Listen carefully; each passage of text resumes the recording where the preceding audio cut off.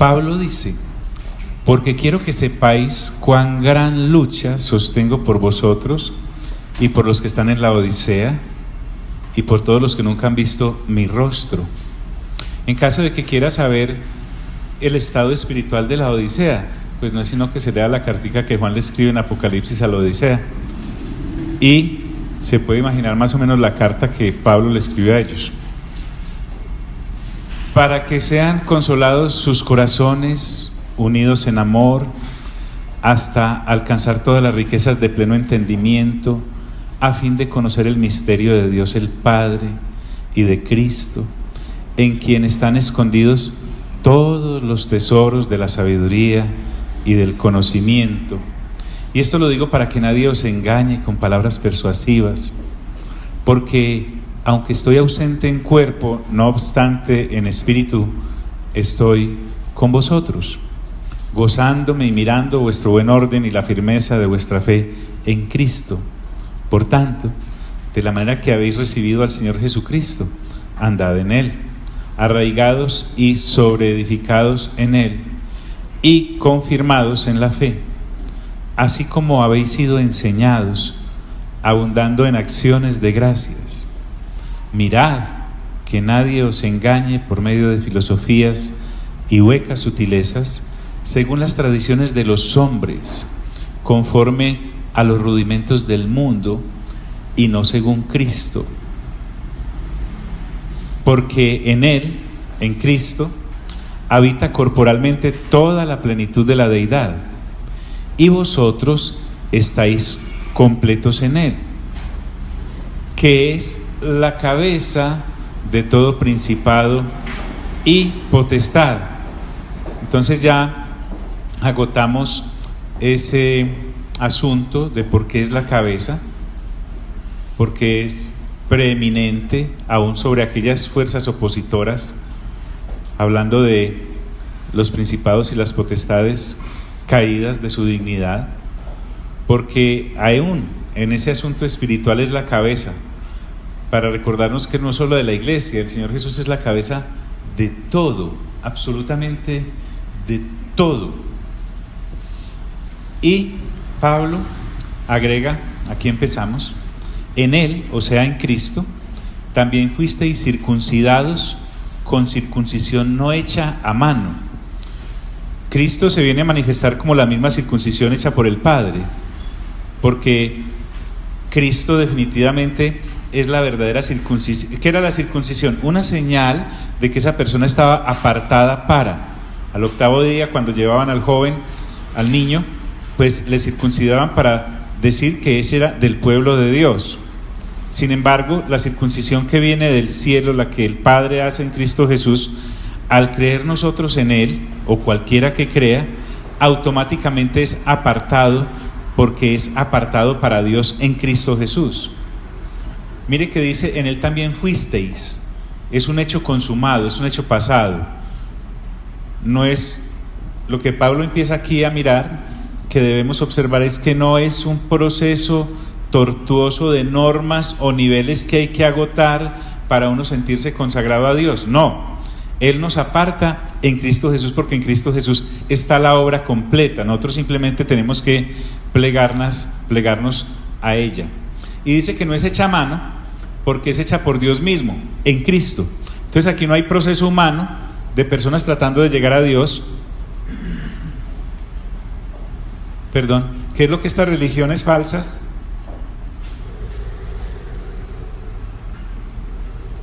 Es que estuve en un culto para pastores y adoramos de lo lindo, entonces se me fue, tratando de uno de seguir al que está cantando allá, que está más alto, se agota, pero bien. Entonces esta circuncisión no es hecha a mano, es hecha por Dios mismo en Cristo Jesús. Dios nos ha hecho aceptos en el amado. ¿Y cómo opera esa circuncisión? Dice: al echar de vosotros el cuerpo pecaminoso carnal. Entonces resulta que cuando habla acá de cuerpo pecaminoso carnal, no está hablando de este cuerpo, no está hablando de este cuerpo que a propósito Dios lo hizo. Dios formó este cuerpo del polvo de la tierra, y todo lo que Dios hace es bueno, es agradable y es perfecto. La carne no tiene nada que ver con este cuerpo en el que habitamos. Aquí se está refiriendo como cuerpo pecaminoso carnal, aquella naturaleza caída que heredamos de los primeros padres. Al caer ellos, pues nosotros nacimos caídos. Entonces, esa naturaleza de pecado que nos sometía a pecar sin escapatoria, ese conjunto de argumentos y de engranajes de la misma maldad heredada de nuestros padres, es a lo que Pablo está haciendo referencia acá. Recuerden que en derecho hay un término que se llama el cuerpo del delito, es decir, todo el conjunto de cosas que nos llevaron a... Entonces, de igual manera, toda esa argumentación que estaba sobre nosotros, ese cuerpo pecaminoso, carnal, ha sido desalojado de nuestras vidas y ha dado paso a la nueva naturaleza en Cristo Jesús. Ya nos dijo en otra de las cartas, el que está en Cristo, ¿nueva qué?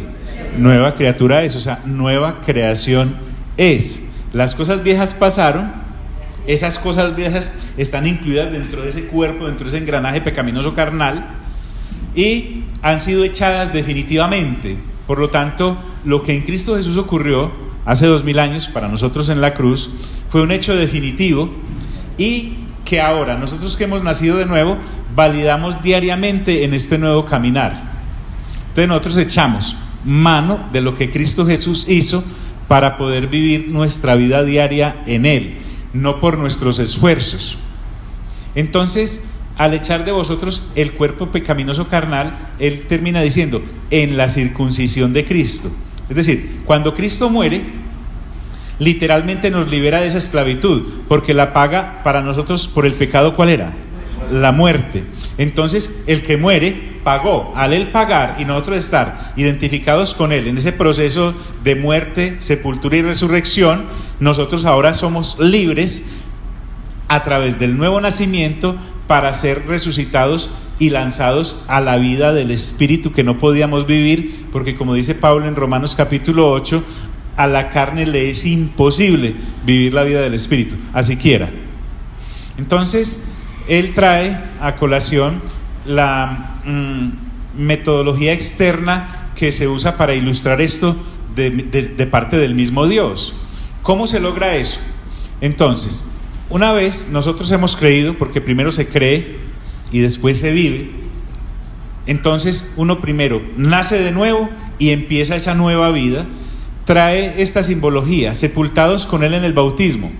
Recuerden que cuando somos bautizados, esa inmersión es un símbolo de la muerte de la sepultura, y al salir del agua es un símbolo de la resurrección en Cristo Jesús.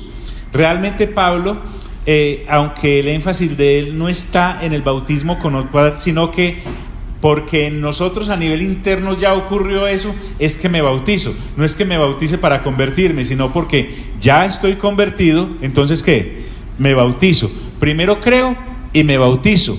No es bautizarme para creer. Pero él toma esto, ya tenemos muy claro, porque recuerden que estamos prácticamente repasando ese asunto, cuando ese símbolo de la muerte al ser sumergidos, nos dice que ya morimos en Cristo, con Cristo. Entonces somos liberados del pecado y resucitados al salir para una nueva vida. Por eso dice, sepultados con Él en el bautismo. Estamos hablando, y podemos incluir aquí todo el engranaje del bautismo, de lo que es la doctrina misma del bautismo. En Romanos capítulo 6 podemos ver también algo de esto, que ya lo vimos. Entonces en ese bautismo dice, en el cual fuisteis también resucitados con Él. Entonces, cuando salimos del agua, lo que estamos diciendo es, todo ese proceso ya está agotado en nosotros. Hemos creído que Cristo fue a la cruz y murió, por lo tanto hemos muerto con Él. Hemos creído que Jesús fue sepultado, por lo tanto nosotros también fuimos sepultados con Él. Y hemos creído que Jesús ha resucitado, por lo tanto hemos resucitado a una nueva vida con Él y para Él. ¿Por qué está diciendo eso John? Porque Pablo está colocando el cimiento para lo que nos va a mostrar en los siguientes versículos. Prácticamente cuando uno ve bajo este prisma, uno no le queda sino gritar aleluya, Aleluya, gloria a Dios. Es que ¿en qué otra doctrina hay semejante aseveración y semejante realidad y verdad? Solo en la que Dios ha depositado en Cristo Jesús por su gracia. Ahora, ¿cómo me apodero yo de eso? ¿Cómo nosotros, por ejemplo, que estamos acá 2000 años después del hecho del Gólgota y de la sepultura y de la resurrección, cómo nosotros podemos apropiarnos de ese hecho? ¿A través de qué? De la fe. La fe es la clave. Entonces, Pablo lo dice, mediante la fe en el poder de Dios que le levantó de los muertos. Entonces miren cómo Pablo nos va a mostrar esta situación de manera tan elegante que va a dejar sin palabras a toda aquella otra doctrina que quiera decirnos que nosotros podemos tener acceso a Dios a través de otra serie de rituales o a través de otra serie de ceremonias o a través de otros caminos. Entonces, la fe para el creyente, o mejor, la fe del creyente para vivir en esta nueva vida del Espíritu que no está sometida al pecado, sino que está sometida a la ley del Espíritu, es creer, 1. 2, es aceptar que si Dios levantó a Cristo de entre los muertos, así como Cristo fue levantado de entre los muertos por el poder de Dios, nosotros podemos vivir la nueva vida en Cristo Jesús por ese mismo poder que levantó a Cristo Jesús de entre los muertos de parte de Dios. Es decir, si Dios Padre, juntamente con el Espíritu Santo, en Hechos capítulo 2 versículo 24 dice esto, al cual, refiriéndose a Cristo, Dios levantó sueltos los dolores de la muerte por cuanto era imposible que fuese retenido por ella. Entonces, el poder de Dios es el que nos levanta a Cristo de entre los muertos. ¿O no dice eso? Que el Espíritu Santo es el que levanta al Señor Jesús de entre los muertos. Ese cuerpo que estaba muerto, porque literalmente murió, no era que el Señor estuviera fingiendo ahí. Él se murió bien muertecito, le tomaron los signos vitales, todo, le drenaron toda su sangre, lo aporrearon hasta más no poder. Ese cadáver era cadáver, de manera que el Espíritu Santo levanta al Señor Jesús de entre los muertos. Bonito lo que dice Hechos 2:24, si les gusta aprenderse versículos, ese es uno para aprenderse. Por cuanto era imposible que fuese retenido por ella, el poder de Dios le levanta. Entonces ahora Pablo me dice, ustedes por la fe tienen a disposición ese mismo poder que levantó a Jesús de entre los muertos, literal. ¿Para qué? Para que ahora que ustedes han creído, salgan, surjan, resuciten a una nueva vida. Porque ese mismo poder que levantó a Jesús de entre los muertos es el mismo poder que les da a ustedes la capacidad para vivir la vida del Espíritu y no estar sujetos ya a la ley del pecado. ¿Me hice entender en eso? Vamos a desarrollarlo más. Entonces, ¿cómo puedo explicarme yo esto a mí mismo? Es decir, hombre, así como la muerte no pudo retener a Jesús, de la misma forma el pecado no me puede mantener a mí cautivo. ¿Por qué? Porque yo, por la fe, me apropio de lo que mi Señor ha hecho en la cruz. Punto. Así de sencillo. Me dice el apóstol, no me deja ninguna disculpa para seguir pecando, diciendo que no tengo defensa ante tal situación. Pero a la vez que está edificando a los creyentes, él está atacando las falsas doctrinas. Entonces a los colosenses les recuerda cómo era su vida antes de llegar a Cristo.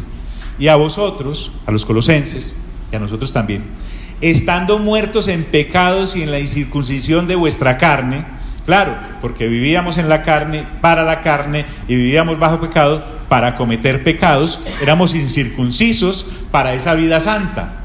Entonces, la antigua manera de vivir de los colosenses y de cualquiera, antes de nacer de nuevo, era una vida sin Cristo, era una vida espiritual nula, no podía vivir para el Espíritu. Tenía religión posiblemente, pero para Dios éramos muertos, simplemente que caminábamos. Y a vosotros, estando muertos en pecados y en la incircuncisión de vuestra carne, os dio vida juntamente con Él. Ya nos viene hablando de Jesús como cabeza. Así como la cabeza, que es Cristo, está viva, lo mismo el cuerpo, que es de Cristo y que somos nosotros, estamos vivos juntamente con Él. Entonces, esta circuncisión espiritual valida el nuevo nacimiento. Al yo creer en Cristo Jesús, soy circuncidado para Dios, en Cristo Jesús para Dios. De manera que mi nuevo nacimiento es certificado por esa resurrección que Cristo Jesús me ha dado para vivir la vida del Espíritu, y tengo a mi favor el poder de Dios. Y es tan poderoso eso, que al darme vida juntamente con Cristo, hace un borrón completo, porque dice: perdonándoos algunos de los pecados, porque algunos son tan terribles que no los puede borrar la sangre del Señor. ¿Cuántos pecados? Todos, todos. No se vaya a dejar echar el cuento errado de que algunos pecados no. Todos, no solamente el pecado de raíz, sino los pecados producto de esa raíz. Todos, todos, todos, todos. La resurrección entonces es la clave. Cristo es suficiente. Nuevamente, ahora Pablo nos va a enfocar hacia el hecho del Gólgota. ¿Qué ocurrió allí?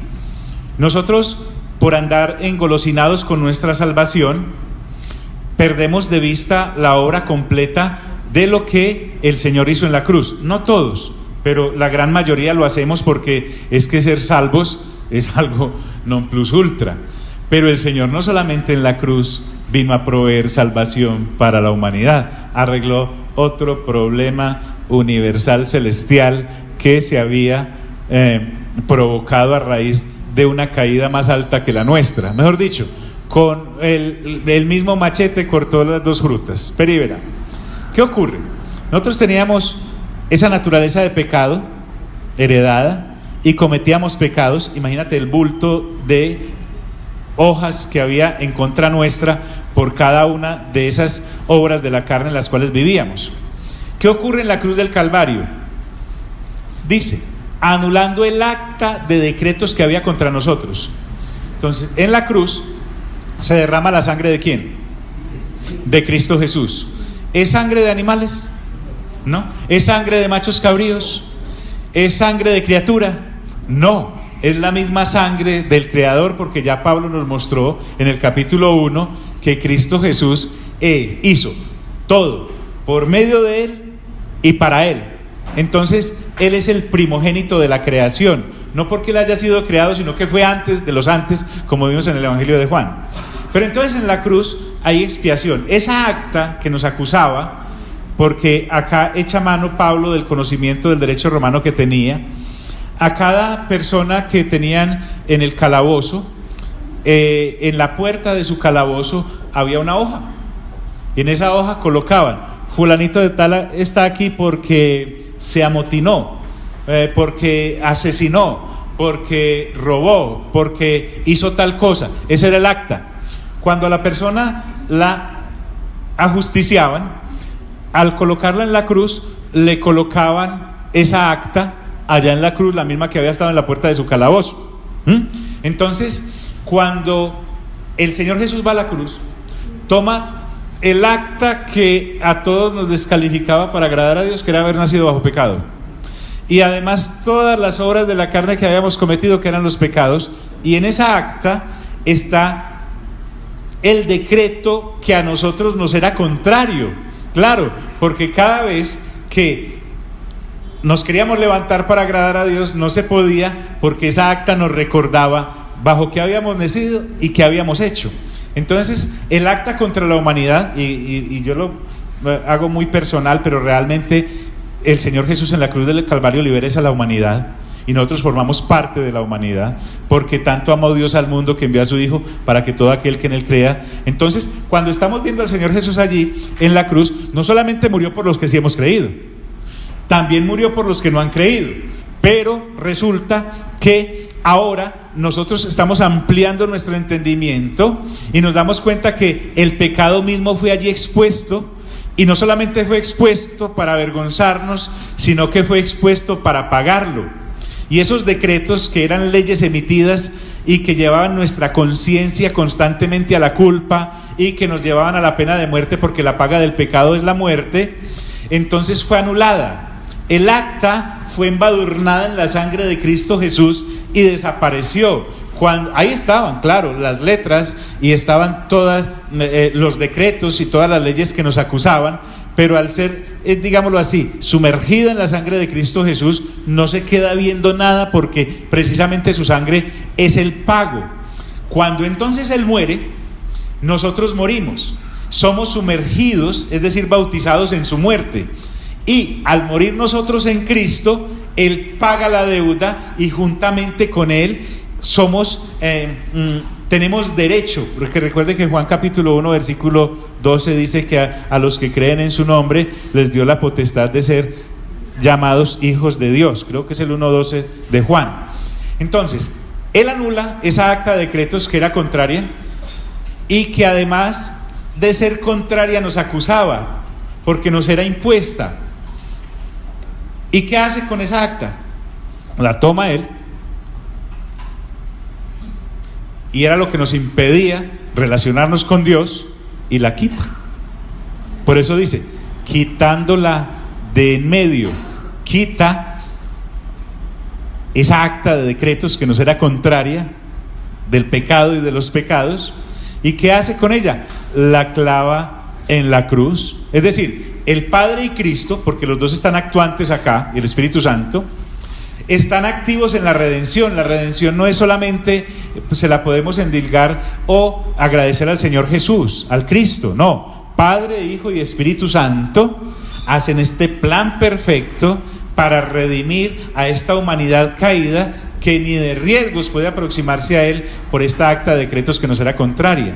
Entonces no solamente nos da la redención a través de la expiación, expiar es pagar por otro, sino que la clava en la cruz, y al clavarla en la cruz, dice, está clavada en la cruz y está pagada. Esta gente ya no debe nada. Ahora lo que esta gente tiene que hacer, como vimos en los versículos anteriores, es por la fe apropiarme de eso divino que Cristo acaba de hacer. Entonces Pablo, ¿por qué nos está explicando cosas que para nosotros eran tan claras? Porque además él nos viene a mostrar que no solamente acaba de hacer eso, la redención, la expiación, sino que hace otra cosa adicional. Miren lo que hace en la cruz. Recuerden, por eso me anhelo de llegar a Filipenses capítulo 2.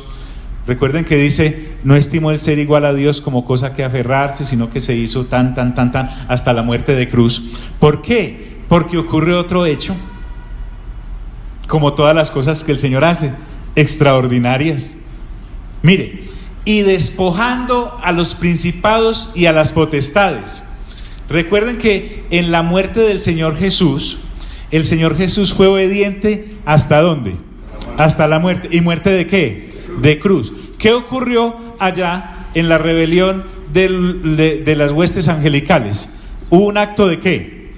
De desobediencia, de rebelión. Y la rebelión es desobedecer deliberadamente a Dios. Ahora Él cuadra algo que había que cuadrar desde su forma de ser, que había tomado un cuerpo como las criaturas, y mire que el Señor Jesús no soluciona el asunto de la desobediencia como Dios. Hubiese sido relativamente fácil. Es decir, ¿cómo así? Estos ángeles desobedecen, todas estas huestes angelicales desobedecen, todos estos principados y potestades desobedecen, pues simplemente borrémoslos, ya, borrémoslos del acta. No. Sería algo así, permítame la comparación, como si una persona ya adulta, plenamente formada y vigorosa, toma a un niño recién nacido y lo agarra a las patadas, lo acaba. Entonces Dios, como Dios, no soluciona el problema de la rebelión siendo Dios. Ni siquiera se hace como ángel, sino que se hizo inferior ¿a quién? A los ángeles, dice Hebreos capítulo 1 y dice el Salmo 8. Entonces, en la forma de hombre, inferior en poder a los ángeles, sin ser Dios, porque no estimó el ser igual a Dios como cosa que aferrarse, marca el camino que se llama la obediencia, que es la antítesis de la desobediencia. Y por eso Él en el Getsemaní está orando: Padre, que no se haga mi voluntad, sino que la tuya, porque Él está renunciando a su voluntad. Él como Dios puede también hacer su voluntad, pero él dice, la pongo de lado porque quiero sujetarme a tu voluntad. Entonces nosotros, embebidos en nuestra salvación, claro, porque cada uno va por lo suyo, se nos olvida que no somos los únicos en este universo. Y entonces él viene a mostrar el camino de la obediencia, no solo para enseñarnos a nosotros a obedecer, los que ahora somos redimidos, y nos enseña el camino de la obediencia, realmente nos deberíamos llamar obedecedores, sino para solucionar el problema de rebelión que se originó allá arriba. Entonces despoja en su muerte, al someterse a el desprecio, a el abuso de estos mismos principados y potestades, porque recuerden, no fue que Herodes un día se levantó pensando, voy a matar a todos los niños menores de 2 años aquí en mi reino, a ver si mato a ese que dicen rey. Hay huestes espirituales de maldad que forjan mecanismos de pensamiento que se levantan en contra del conocimiento de Dios, y no solamente es un ser humano Herodes actuando, sino que hay una serie de sabiduría diabólica y terrenal que impulsa a las personas a hacer esa clase de cosas. A lo que Pablo está apuntando acá enseguida es que detrás de cada doctrina herética hay una doctrina de demonios que es la que la sustenta y mete a la gente en sus argumentos y pensamientos que se desvían en contra del conocimiento de Dios, es más, y se levantan contra Dios. Cuando dice, y despojando a los principados y a las potestades, en su muerte, al someterse a ellos, triunfa sobre ellos. Al él someterse al despojo, los despojó. ¿Los despojó de qué? De su orgullo. ¿Por qué? Porque dice, los exhibió públicamente. ¿Cómo es que los exhibe públicamente? Al ir a la cruz, él, en su perfecto plan de obediencia para el Padre, demostró que hay principados y potestades, opositores y rebeldes, que una vez revelados quisieron apropiarse de la situación y empezaron a levantar una cantidad de doctrinas que alejan a la gente de Dios, y se los demuestra a través de su propia obediencia. ¿Por qué creen sino que Satanás en Lucas capítulo 4 y en Mateo capítulo 4 empieza el diálogo después de que el Espíritu Santo lleva al Señor Jesús al desierto para ser tentado por el diablo? Mire que todas las cosas son para que desobedezca. Dile a estas piedras que se conviertan en pan. Y el Señor Jesús le contesta con obediencia, no solamente de pan que vivirá el hombre. Lánzate desde el pináculo del templo, porque el Salmo dice que a sus ángeles mandará por si tu pie tropieza, no caigas. Y el Señor le contesta con obediencia y le dice, no tentarás ¿a quién? Al Señor tu Dios. Bueno, entonces póstrate y me adoras y te daré todos los reinos de la tierra. Y él le contesta con obediencia y le dice, solo a tu Dios adorarás y a él solo servirás. Me faltó otra, ¿cierto? Por ahí. Bueno, en todo caso, al ir a la cruz, imagínense esta verdad: principados y potestades,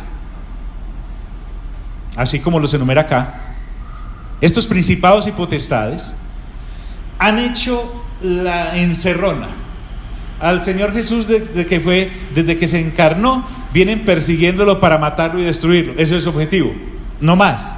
Quieren darle a la cabeza, y él tranquilo, como hombre, porque el Señor Jesús no es como Clark Kent, que se vuelve Superman cuando uno menos piensa. No, él como hombre, hecho hombre por el poder del Espíritu Santo, que es lo que también nos ha sido asignado a nosotros, empieza una vida de obediencia al Padre. Una vida de obediencia al Padre, una vida de obediencia al Padre. Ya sabemos, sí nos redimió, no estamos negando eso, pero es que él viene a cuadrar más cositas. Entonces, en su muestra de obediencia hasta la muerte de cruz, exhibió públicamente la desobediencia de estos principados y potestades, y triunfa sobre ellos. ¿Dónde? En la cruz. En la cruz. Cuando imagínense a todos los principados y potestades gritando, lo logramos, lo matamos. Claro, a nivel humano gritaban Anás y Caifás, y gritaban los que recibieron el billete de parte de ellos, los soldados que estaban cuidando la tumba, porque salieron bien, untados de plata, porque habían logrado. Pero a nivel espiritual, esos titiriteros, en el momento en que han consumado su plan diabólico, su plan maquiavélico, su plan satánico, resulta que que en el momento en que el Señor Jesús dice, consumado es, y entrega su espíritu, no era una derrota, sino que era una ¿qué? Una victoria. Entonces miren el perjuicio y el daño que nos ha hecho a nosotros la doctrina tradicional, y es mostrarnos en una cruz. ¿O con qué sensación salía usted de cada Semana Mayor o de la película de Mel Gibson, cuando están latigándolo y fustigándolo y le mesan la barba y le colocan la corona y le vuelven ni la cruz podía cargar? Uno siempre salía, por lo menos a mí me pasa, estoy hablando como yo, derrotado, uno inclusive hasta lloraba y decía, pero ¿se acuerda de eso? Era en lo natural uno tratando de entender lo que no podía entender porque no había nacido ¿de qué? De nuevo, porque uno siente, aún sin haber nacido de nuevo, uno siente el desprecio, uno siente ese dolor, uno siente esa situación tan tenaz en la que el Señor Jesús estaba, pero sale uno como que perdimos, ¿qué cosa? Pero lo que realmente estaba ocurriendo, miren el Señor a donde nos está levantando, cuando dice, triunfando sobre ellos en la cruz, nos muestra como si el Señor Jesús, de manera militar, se levanta en victoria y va al frente con su botín de guerra, todos los prisioneros encadenados ahí detrás, él llegando allá al palacio a mostrárselos al rey. Vencimos, estos son los esclavos que hemos traído, han sido derrotados estos prisioneros. Entonces podría considerarse o debe considerarse como otro hecho ni siquiera magnífico, llamémoslo extra magnífico en la historia. Un hecho magnífico y extra magnífico, que el Señor Jesús nos visite por primera vez. Otro hecho ahí al lado, magnífico y extra magnífico, que nos ha dado la salvación y la redención y la expiación y la nueva vida del Espíritu. Y otro hecho extra magnífico, que ha triunfado sobre principados y potestades caídos, que han sido expuestos como lo son, como enemigos de Dios. Es decir, cuando el Señor Jesús realiza esta labor de la cruz, cuando ellos estaban contemplando su posible triunfo, porque lo tenían bien aseguradito, inclusive con clavos, estaban asistiendo a su propia derrota. Sí, como en las telenovelas, la señora malvada con el esposo malvado que han logrado manipular el testamento, y en el momento en que lo están leyendo sacan otro y dicen, pero a ustedes no les toca nada, todo es para la señora del servicio. ¿Se han dado cuenta de esas cosas? Lo mismo ocurrió. Estos tienen todo planeado, cuando de un momento a otro ¡pum!, son exhibidos. Y no solamente son exhibidos en la cruz, sino que el Señor Jesús resucita y quita en medio el acta que nos era contraria, pero también los quita de en medio a ellos. Ya no hay obstáculos entre Dios y los hombres, ni a nivel humano ni a nivel espiritual. ¿Por qué? Porque los hombres redimidos se dan cuenta que cualquier religión, sea pagana, sea académica, sea intelectual o sea ritual, todas esas doctrinas que se sustentaban en doctrinas de demonios, 1 Timoteo capítulo 4, en los posteriores tiempos habrá doctrinas de demonios que prohibirán esto, aquello, lo otro, etcétera. Nos está dando al desnudo realmente todo lo que ocurría aún a nivel humano. Hombre, ¿por qué la gente está en doctrinas heréticas? Porque hay espíritus inmundos, hay principados y potestades que es que son seres. Cuando usted entra a Apocalipsis, no ve sino ángeles fuertes, ve seres vivientes con 6 alas, los unos hacen esto, los otros hacen aquello. Los caídos se dedicaron a todas estas doctrinas de maldad y las impregnan en la raza humana, de manera que lo que el Señor Jesús en la cruz no solamente hace es salvarnos y redimirnos, sino dándonos la renovación del entendimiento para entender quién es realmente nuestro enemigo. Por eso Pablo puede decir, mi lucha no es contra ¿qué? Contra sangre y carne. Pedro dice en Hechos que ciertamente se reunieron en esta ciudad Herodes, Poncio Pilatos, los gentiles y los judíos, para hacer lo que desde antes habías predeterminado que ocurriera. Todos ellos han sido expuestos. Entonces cualquier religión pagana, vuelvo y repito, de origen académico o ritual, cae. No solamente caen los principados y potestades en exhibición, no solamente somos redimidos, sino que de ahí en adelante Pablo nos muestra que fue cortado todo cordón que unía a las doctrinas heréticas a nivel humano, con la sabiduría diabólica que era la que lo sostenía. Entonces nos hace realmente libres de toda libertad.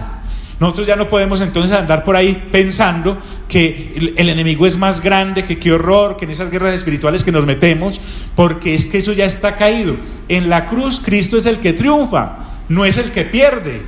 Y no triunfa solo a nivel humano, sino que triunfa a nivel celestial.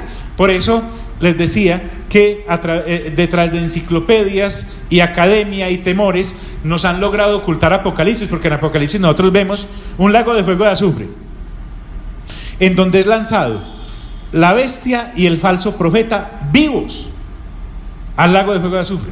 El Hades y la muerte los lanzan también al lago de fuego de azufre. Al mismo Satanás es lanzado al lago de fuego de azufre. El Señor Jesús le había dado una noticia de esto en Mateo capítulo 25, donde dice que los que no creyeran en Él serían lanzados al fuego eterno preparado para Satanás y para sus ángeles. Entonces ellos no quieren que eso se vea, que eso se publique, pero resulta que esto es imposible de ocultarlo, porque no se puede ocultar una montaña construida en la cima de una montaña. Entonces Pablo dijo por allá en Hechos, es que lo que el Señor Jesús hizo no se hizo en ningún rincón, no se hizo ni a escondida de los hombres ni a escondida de lo espiritual. Entonces Pablo, después de, por eso les digo, él sacó como una almadana enorme para matar a un mosquito chiquito, que son las falsas doctrinas. Después de haber dicho eso, uno queda, wow, ya, pues con razón, ¿yo qué hacía dormido en los laureles? Entonces, ahora sí les empieza. Bueno, ya que hemos visto que a nivel de la cruz lo que ocurrió fue esto, se despojan principados y potestades, que son los que mantienen sumidos en la oscuridad a los que no han nacido de nuevo, bajo la potestad de los caídos. Ahora, nosotros que tenemos la luz, salgamos entonces, hermanos colosenses, a hacerle frente a esas falsas doctrinas que, a propósito, ya no tienen ni siquiera sustento, porque quienes las sustentaban desde las tinieblas también fueron exhibidos. Por tanto, dice, nadie os juzgue en comida o en bebida, porque hay doctrinas que dicen no coman esto.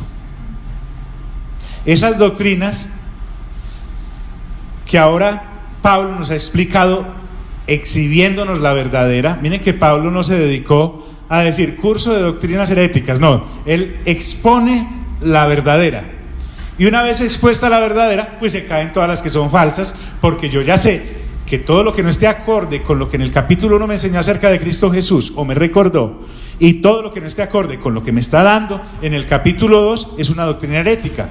Pero entonces Pablo ahora pasa no solamente a que debo ser claro en mi doctrina, sino en mi conducta. Por eso dice, por tanto, es decir, de acuerdo con lo visto anteriormente, toda doctrina que esté apartada de la verdad de Cristo es inferior y se va a circunscribir a cosas nimias, como por ejemplo decirles que no pueden comer o beber algo. Ya nosotros sabemos que desde el Evangelio el Señor Jesús hizo limpios todos los alimentos.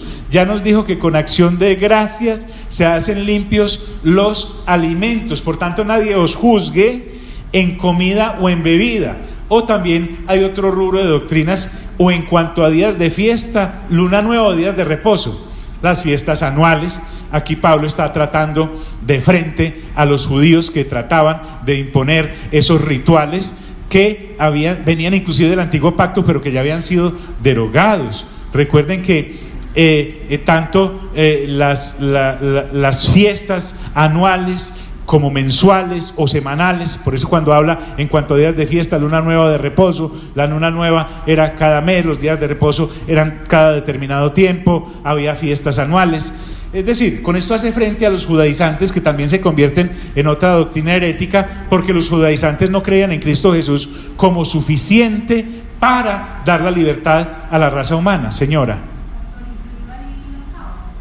Sí, claro. Es que recuerda que Sabbat es reposo. Coincide y se parece mucho a sábado, pero no todos los Sabbat caen en sábado. Coincidencialmente algunos sábados son Sabbat, pero se refiere, él va más allá, inclusive no a los días de cada 8 días, sino que va al Sabbat como tal. En cuanto a días de, sí, claro, o vamos más allá, hay gente que dice, solo puede ser los domingos, o solo puede ser, todo se cae, porque es que ahora nosotros tenemos, es una relación, no con con una serie de estatutos o mandamientos, sino que tenemos relaciones con Dios, directamente con Dios, no para violentarlos, sino para cumplirlos en Cristo Jesús. Entonces, o en cuanto a días de fiesta, luna nueva, días de reposo. Entonces, Pablo también es muy respetuoso, porque hay gente de buena fe equivocada, como él. Pablo venía persiguiendo y matando creyentes. Él juraba que su doctrina era la correcta. Él era judío, fariseo entre los judíos. Él venía de esa manera hasta que Dios le permite nacer de nuevo. Entonces, a esta parte de la ley la trata con el respeto que se merece, y el respeto que la ley nos merece es saber lo que Hebreos dice, que la ley ha sido derogada como medio para relacionarme con Dios. Ahora el único mediador entre Dios y los hombres, ¿quién es? Jesucristo. Por lo tanto dice que todo eso, las comidas, las bebidas, en el caso de los judíos, los días de fiesta, fueran de luna nueva o días de reposo, todo eso era ¿qué? Sombra de lo que ha de venir. Todos los rituales consagrados en la ley, todos esos rituales judíos son sombra, pero el cuerpo, los redimidos por Cristo, es de Cristo. Es decir, toda la sombra, toda la ley apuntaba a Cristo. Todo lo que la ley se decía apuntaba a la aparición del Mesías, del Cristo. Una vez el Mesías ha aparecido, todo lo que es sombra ya pasa, porque ¿para qué voy a seguirle sirviendo a las sombras si ya tengo aquí lo real? Hasta el tabernáculo era sombra de lo que Dios nos muestra, mejor dicho, es que estaba muy claro. En el mismo Éxodo encontramos que Moisés iba y le decían, de acuerdo con lo que veas, así haces allá abajo. Le dieron las medidas de las tablas, le dieron las medidas de las cortinas, le dieron las medidas del arca, le dieron las medidas del candelabro, todos los materiales. Moisés no pudo poner un solo clavo ahí de cuenta de él como decorador de interiores. Todo lo tuvo que hacer de acuerdo con lo que había visto, y él estaba viendo el tabernáculo real. De manera que el tabernáculo de pieles y después el de piedra y el de madera eran simplemente sombra del tabernáculo real, que cuando usted lo ve en Apocalipsis se abre y se ve el templo de Dios, el de donde se hizo la copia de acá en la tierra. Una vez aparece Cristo, todas las sombras desaparecen ante tal luz. Entonces, por eso les decía, la almadana es muy grande como para estos mosquitos tan chiquitos, pero Pablo no tenía tiempo para seguirle gastando a esto saliva, pues necesitaba avanzar, porque él no podía quedarse toda la carta yendo contra afianzando la sana doctrina, porque él quiere pasar también al día a día en el capítulo 3. ¿Cómo hago yo todo esto que sé? ¿Cómo lo hago en el día a día con la gente en mi diario de vivir? Entonces este nadie se refiere a nadie arriba en el cielo, a nadie abajo en la tierra o a nadie debajo de la tierra. Por eso dice, nadie os prive de vuestro premio. ¿Cuál es mi premio? La libertad en Cristo Jesús. Porque todo lo otro, esos ritos, esas tradiciones, esas falsas doctrinas o esos conceptos de mente humana, lo que hacen es desviarme del bien en vez de andar en Cristo. Nadie os prive de vuestro premio. ¿Y cómo me pueden privar a mí del premio de la libertad que en Cristo Jesús solo tengo? Pues afectan mi manera de pensar, me rayan la doctrina. ¿Y cómo lo hacen? Afectando humildad y culto a ángeles. Humildad porque la gente que dice que a través de ayunos y de sacrificios y de mortificaciones se llega a Dios, esa es una falsa humildad, eso es orgullo. Estoy diciendo que por mis propios mecanismos y mis propios sacrificios yo puedo llegar a Dios. Alardean de su humildad y automáticamente se convierte en orgullo, y la dan como un logro humano para alcanzar niveles espirituales. Y Pablo me acaba de decir que solo por la fe puedo acomodarme a este nuevo pacto, porque en este nuevo pacto no hay ningún logro mío. Por la fe todos los logros son de Cristo. Y cuando habla de culto a ángeles, es porque entre no solamente los paganos, sino también los judíos, la adoración a los ángeles era el pan de cada día. Usted inclusive puede ver a Juan en el capítulo 19 de Apocalipsis y en el capítulo 22 de Apocalipsis, que está la revelación que está recibiendo, que se postra a adorar delante del ángel que el Señor ha enviado para mostrarle la revelación que el Padre le ha dado para entregarle a la iglesia. Y el ángel le dice: no, levántate, no hagas eso, yo soy un consiervo tuyo y de todos los profetas y de los servidores, levántese. Estos ángeles caídos y estas doctrinas de ángeles caídos sí aceptan adoración y llevan a la gente a adorar a los ángeles, por eso y culto a ángeles, es decir, adorar a las criaturas como intermediarias ante Dios, sabiendo que Cristo es el único camino abierto al Padre. Por eso es que toma connotación grande lo del Salmo que dice: le hiciste un poco inferior a los ángeles, pero a él lo has coronado, porque ese Salmo se refería a Cristo. ¿Sí me estoy haciendo entender en eso? Entonces, les dice metidos, porque cuando uno anda exhibiendo una doctrina que no es la de Cristo Jesús, o la de Dios en Cristo Jesús, o la del Espíritu Santo en Cristo Jesús, está metiéndose en lo que no ha visto, porque para ver hay que nacer de nuevo, y para ver hay que renovar entendimiento, para ver hay que nacer del Espíritu y del agua, y hay que seguir renovando el entendimiento en la sana doctrina. Esta gente que no ha nacido de nuevo, porque además de dar falsas doctrinas son ciegos porque no han visto, porque para ver se necesita la fe, y la fe para agradar a Dios solo la provee el Espíritu Santo en Cristo Jesús. ¿Y cómo va a tener yo fe si no creo en Cristo Jesús?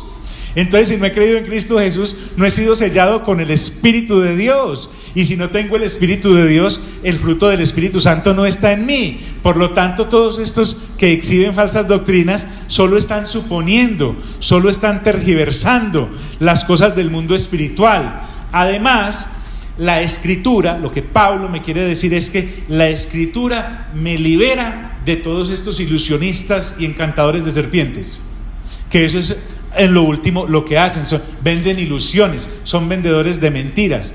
¿Y por qué son vendedores de mentiras?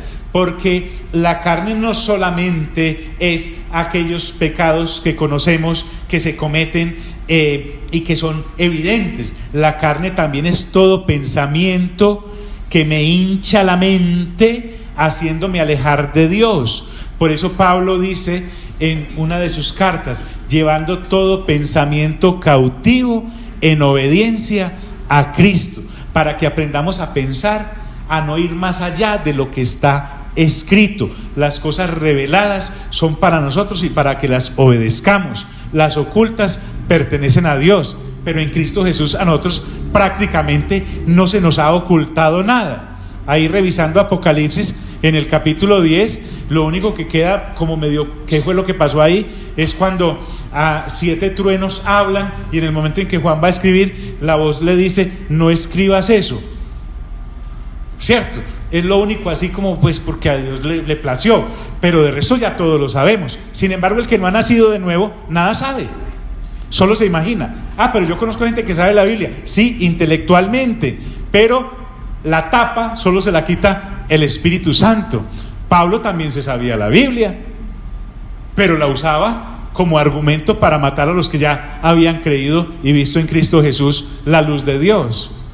Entonces, estas doctrinas y corrientes de pensamientos humanos hinchan vanamente la mente, y la mente carnal, la mente pecaminosa, y distraen al creyente si se descuida, haciéndole creer que puede impresionar a Dios o llegar a Él a través de recursos o caminos falsos y de rituales externos o vacíos, incluida la misma circuncisión. Entonces, ¿qué ocurre? Estos hinchados mentalmente a nivel carnal y además vanamente, porque no llevan a ningún lado, caen en eso porque esas doctrinas sostenidas por demonios, esas doctrinas sostenidas por gentes engañadas por demonios, no están aferrándose a la cabeza que es Cristo. Porque según la doctrina que es en Cristo Jesús, Dios es nuestro único calificador de conducta humana. Nada ni nadie más. A Dios no lo va a impresionar si ayuno mucho, a Dios no lo va a impresionar si como poquito, a Dios no lo va a impresionar si me doy con látigos, a Dios no lo va a impresionar eso. A Dios lo impresiona es que la gente que crea en Cristo persevere en su doctrina, porque esa es la única forma de asirme a la cabeza, porque a Dios le plació que Jesucristo sea el único camino para llegar a Él. Mejor dicho, si nos separamos de Cristo, estamos muertos como esta gente en sus doctrinas carnales, vanamente hinchados. Es como una hinchazón mental. Es impresionante. Es impresionante. Entonces Pablo está abriéndonos el entendimiento y no haciéndose a la cabeza. Esta cabeza que es Cristo, en virtud de ella, y además le dice quién, porque ya sabemos que la cabeza es Cristo Jesús, todo el cuerpo, nosotros formamos parte de un cuerpo que es la iglesia. Somos miembros de ese cuerpo y todo ese cuerpo está asido a la cabeza que es Cristo, y al estar asido a la cabeza que es Cristo, ese cuerpo puede tener comunión con Dios. En 1 Corintios capítulo 11, Pablo dice que el orden de autoridad es más o menos este: el Padre, Cristo, el esposo, la esposa. Recuerdan que empieza a hablar que la cabeza de la esposa es el esposo, que la cabeza del esposo es Cristo, y Cristo está sujeto a Dios. Ese es el orden correcto. Eso es estar unido y asido a la cabeza. Entonces la función del cuerpo es asirse a la cabeza, y eso me coloca en comunión con Dios, porque Cristo es la manifestación de Dios. No me acaban de decir pues que en Él habita corporalmente toda la plenitud de la deidad. Y nosotros, que somos miembros del cuerpo, tenemos funciones dentro de ese mismo cuerpo, no por medios extraños, sino que tenemos vida gracias a que la cabeza a Dios está unida, y de ahí recibimos todos nuestros nutrientes. No necesitamos esa... Sí, señor. Claro, espérate, te llego allá.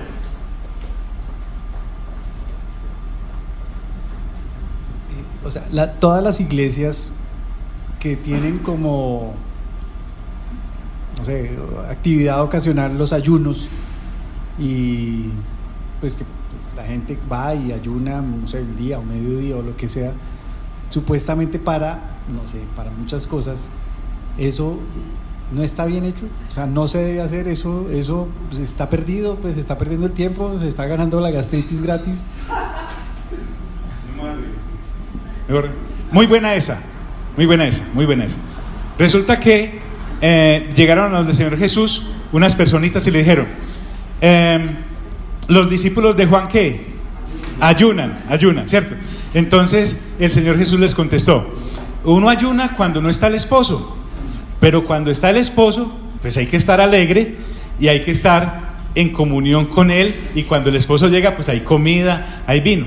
Entonces, mi doctor, mira, has puesto el dedo en una de las vacas sagradas, matémosla, listo. Resulta que ahora nosotros tenemos comunión ¿con quién? ¿Con Cristo? ¿Quién es? Sí, ¿pero qué es? El esposo. Entonces resulta que si yo estoy usando el ayuno para poderme tener contacto con Dios y doblarle a Dios la mano, haríamos muy bien. Es que Dios ya había anunciado esto desde Isaías 58. En Isaías 58 Él muestra el verdadero propósito del ayuno. El ayuno no es para llegar a Dios, el ayuno es para tal vez tener un tiempo aparte, para tener una comunión más íntima con las Sagradas Escrituras, para tener un momento como de retiro espiritual, si así lo podemos llamar, pero no va a impresionar a Dios jamás. Vale, entonces tú me dices, John, están perdiendo el tiempo. Si lo están haciendo para impresionar a Dios o para que Dios les responda, sí. Pero entiendo que en algunas congregaciones hay época de ayuno o día de ayuno, porque van a orar, van a presentarle sus peticiones a Dios, etcétera, etcétera. Sí.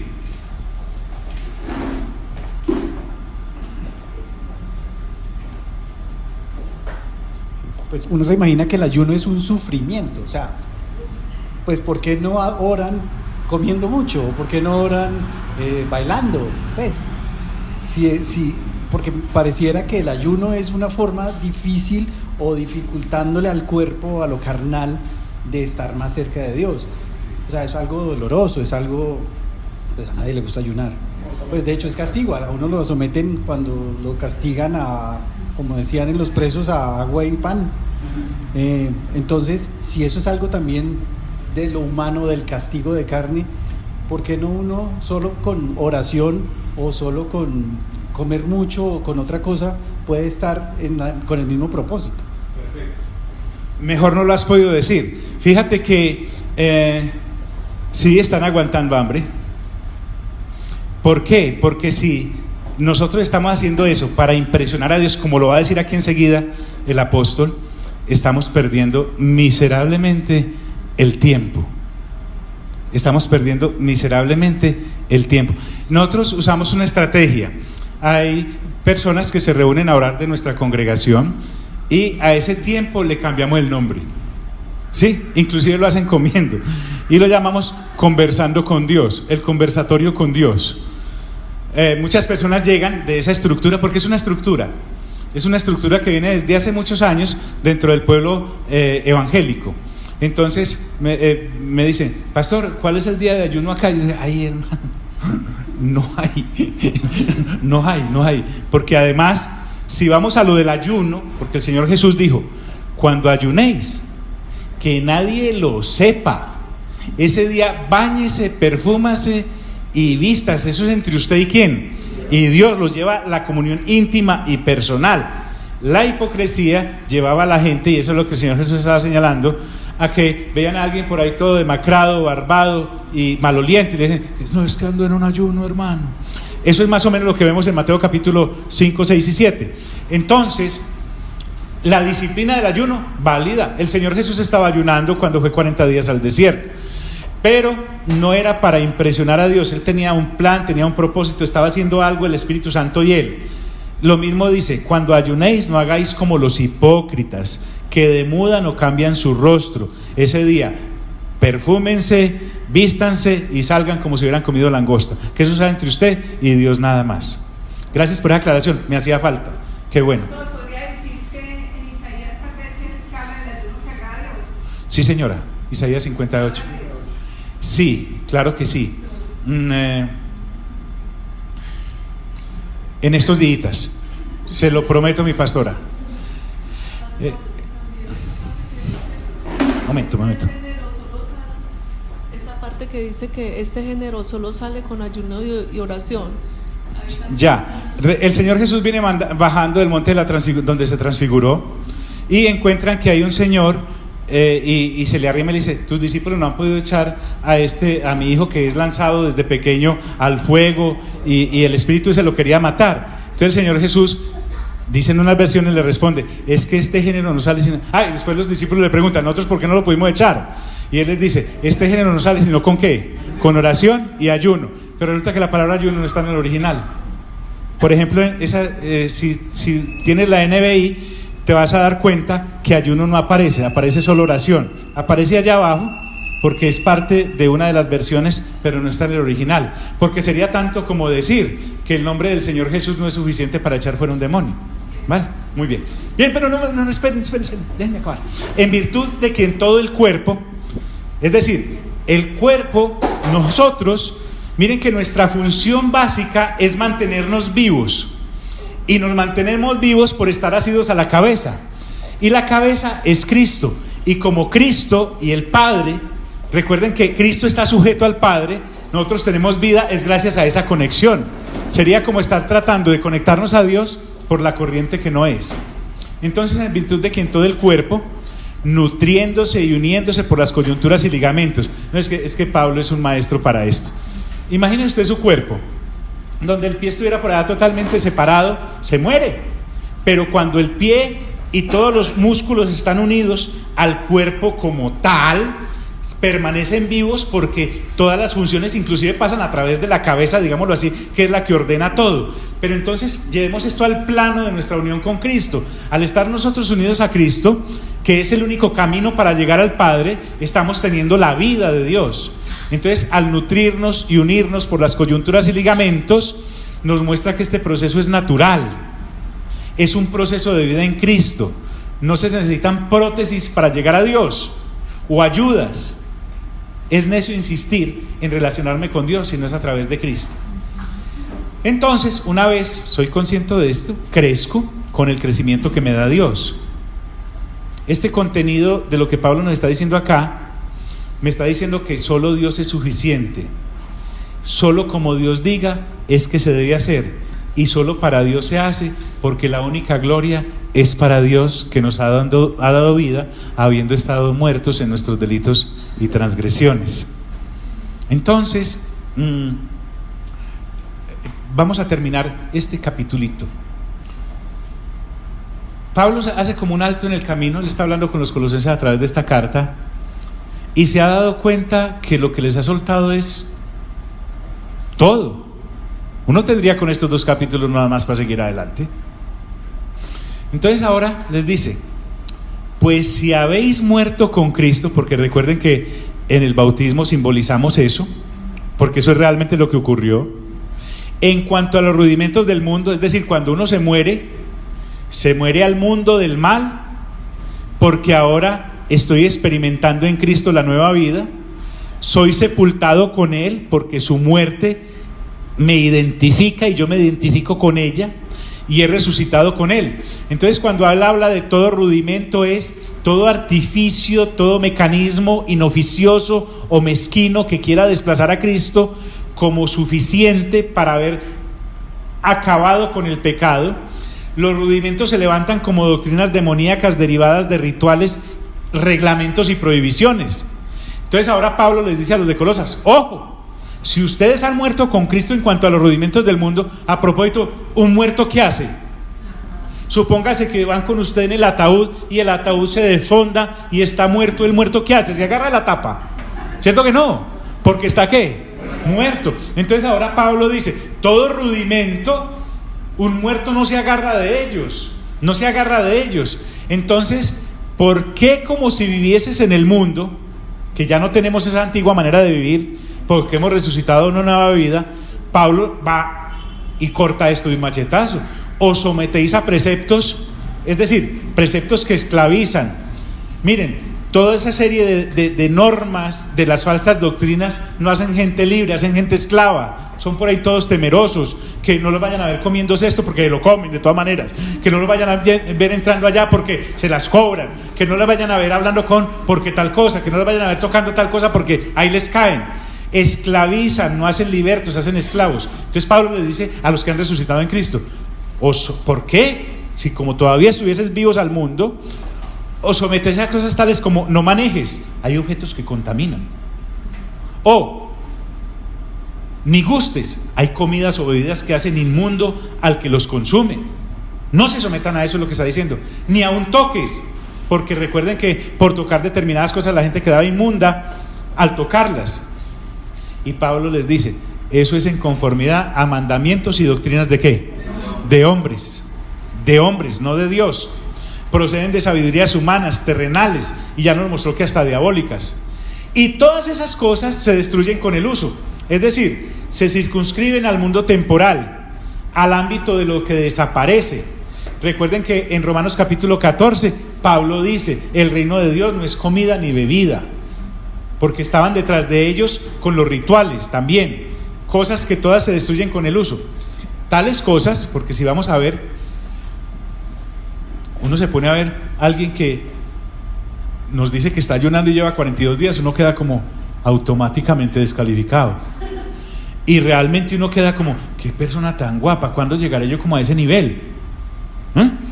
Tiene tales cosas, tienen a la verdad cierta reputación de sabiduría en culto voluntario. Es decir, aparentan ser nobles y efectivas, y además lo impresionan a uno por su rigor, porque es como estar en una cosa que no llegan sino determinados seres muy desarrollados en el mundo espiritual, no siéndolo. Tales cosas tienen la verdad cierta reputación de sabiduría en culto voluntario, en humildad y en duro trato del cuerpo. Recuerden, aparentan humildad, pero en el fondo son manifestación misma del orgullo carnal, porque de todas formas cada uno: ahí va aquel que ayuna 40 días, y el que ayuna los 40 días ¿cierto? Pobrecitos estos que no han llegado ahí. Y los que no han llegado dicen: pobrecito yo, que no, ¿cuándo llegaré yo? Ya no va a llegar nunca. Entonces, hay gente que menosprecia el cuerpo porque lo tratan duro, como si el cuerpo fuera el portador del pecado, pero ya Pablo me explicó que el portador del pecado es el cuerpo pecaminoso carnal, que consiste en todo ese andamiaje que sostiene la naturaleza caída para cometer obras de la carne. Y olvidan que Dios es el que hizo el cuerpo y lo castigan como si el cuerpo fuera malo, y el cuerpo no es malo. Mi carro no es malo, yo lo puedo usar para llevar gente a la iglesia o para llevar gente a un prostíbulo. El problema no es el carro. ¿Me hago entender? Entonces se confunden y se desvían. Es más, se flagelan, y estas flagelaciones son ridículamente innecesarias. Se tratan duro en su cuerpo y aparentan humildad. Pero aquí viene Pablo y le da un golpe a esto y dice: ¿pero qué? No tienen valor alguno contra los apetitos de la carne. Porque yo puedo estar flagelándome, y si la mente no ha nacido de nuevo y no está siendo renovada, recuerden que el Señor Jesús dijo, es que no adulterarás, no se circunscribe a haber ido al hecho, también está ¿dónde? En la mente. Cristo es el único válido para escapar de la tiranía del pecado. Cristo es el único válido para escapar de las obras de la carne. Cristo desnuda completamente estas prácticas que solo alimentan la carne. Mira, inclusive queriendo acabar con la carne, solo la alimentan porque su propio origen es carnal, desobediente y rebelde a Dios, por no sujetarse a lo que Dios dice que nos sujetemos, que es Cristo Jesús, la única justificación que tenemos y el único camino para llegar al Padre. Se caen de su peso. Entonces Pablo en este capítulo nos hace completamente libres y conscientes de eso, pero hay que perseverar en esa libertad, porque fácilmente cae uno y se enreda y queda bien enredadito. Entonces quedo debiendo, mire, qué manía la mía de deber. Entonces quedo debiendo una aclaración de lo que nuestra pastora nos pide, de que nos dice Isaías 58 acerca del ayuno.